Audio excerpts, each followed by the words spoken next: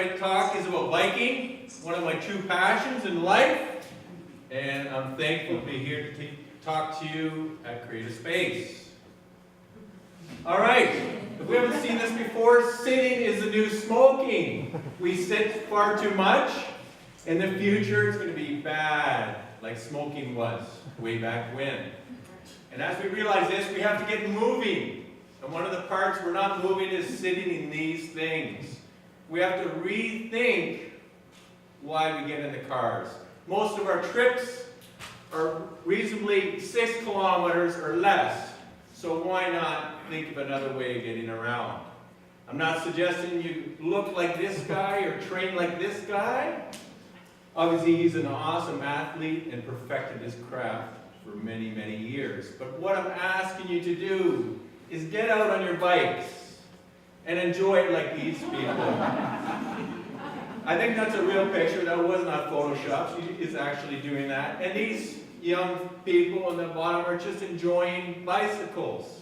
It's the next closest thing to flying. This is our heart.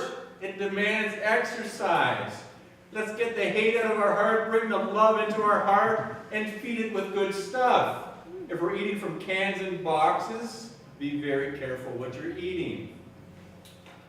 This bike, it was dangerous. It was the invention, but it was difficult to ride, and like I said, dangerous. And he doesn't have a helmet. Oh.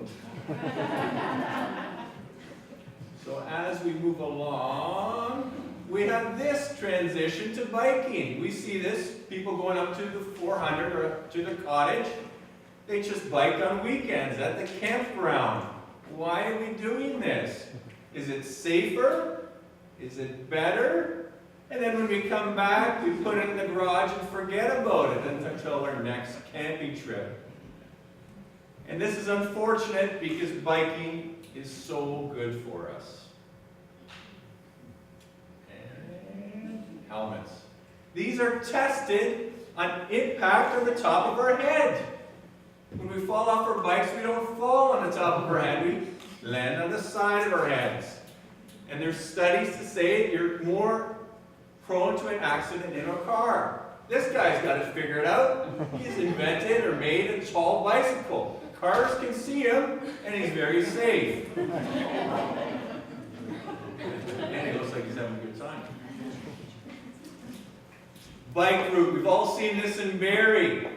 Georgian College, a large campus. I live close to it. There's not a single bike lane to that campus. I don't know what's wrong with Barrie, but we have students and we have people that like to ride their bikes. Here's a city that's got it right. They've painted the roads. There's direction arrows. The pavement looks good. It's not a secondary thought. And it looks like these bike lanes head somewhere, not our abbreviated ones. If you don't want bike lanes, how about a bike path? This is a rail trail converted to a bike path. Do you know we can ride our bikes 38 kilometers on this kind of trail to Aurelia? Or we have county forests in our area. We say our lake is our greatest asset. I feel it's our forests in our area. There's hundreds with trails in these forests. Why aren't they packed on weekends? People enjoying nature. You've got single track in those forests. If you want an adrenaline rush or test your bike handling skills, there's these kinds of trails that promote that. Very fun to ride and exhilarating. Or you've got double track, wider trails, easier to ride on with the same scenery, but less of a thrill. So this would promote a family type gathering on your bikes.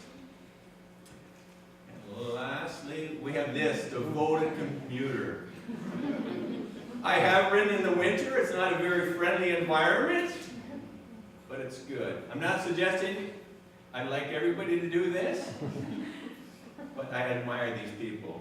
This is my bike. Believe it or not, this is only 5K north of Barrie. It's not Muskoka.